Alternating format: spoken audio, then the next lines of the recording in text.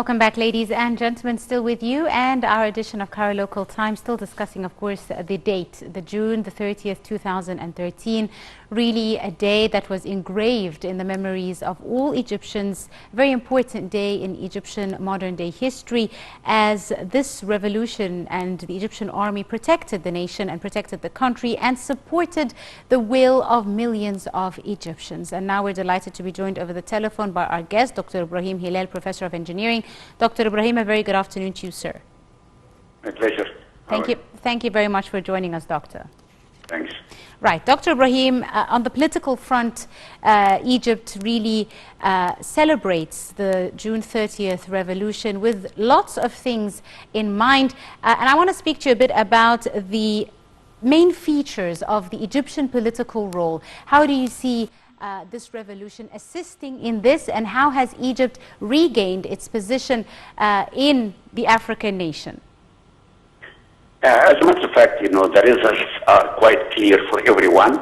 For any objective look to what the situation we are in at the moment on all different, directions, yes, in economic, political, and social, even military, and yes, all these kind of directions.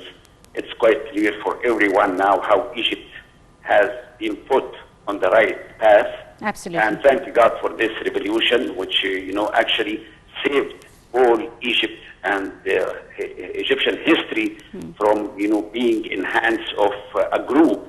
It's quite different, a big difference between a state, yes, and that group. Yes. Okay?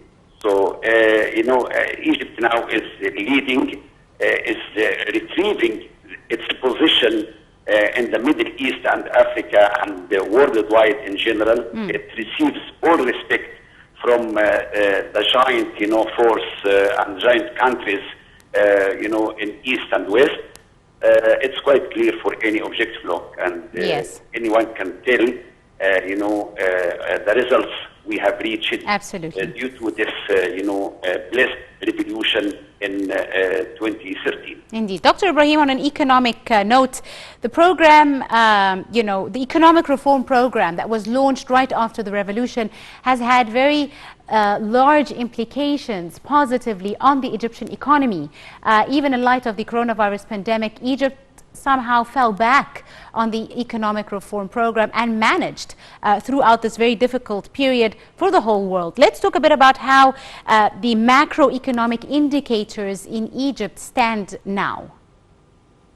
It was a big challenge, for any country, not only for Egypt. Yes. The economic, situation, especially with the pandemic that the whole world have gone through. And anyone can ask himself what kind of, goods or groceries or needs he lacked during the past few years. I think it was quite available for everyone. Yes. In all, windows and stores and even in the streets. Yes. All this,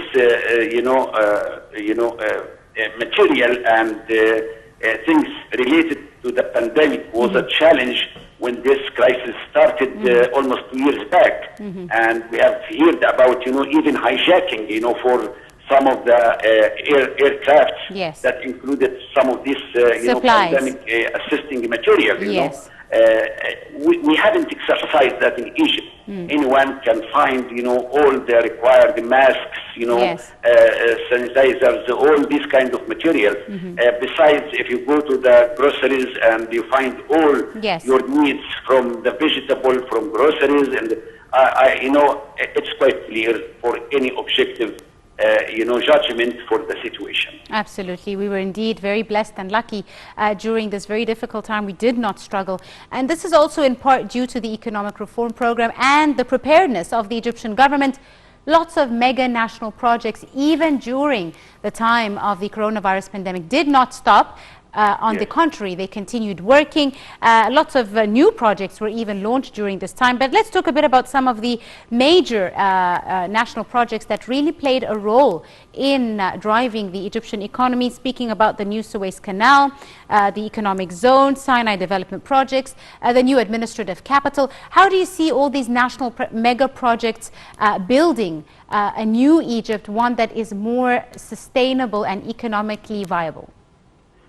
It's, if you look to the cities which are being now built, new cities, how many new cities now we hear about, yes, are being built here and there.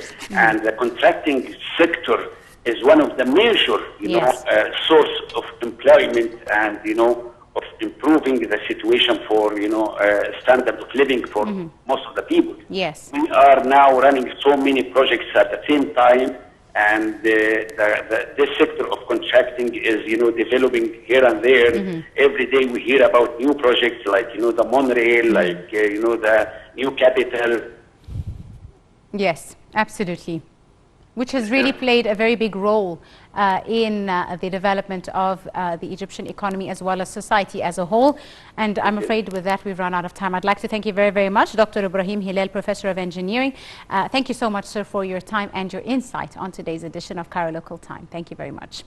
Right, ladies and gentlemen, that's the end of today's episode. We do hope you have enjoyed it. You were in the company of myself, Angie Meher. Many thanks for watching, and join us again tomorrow just after 4 p.m. for another edition of Cairo Local Time. Goodbye.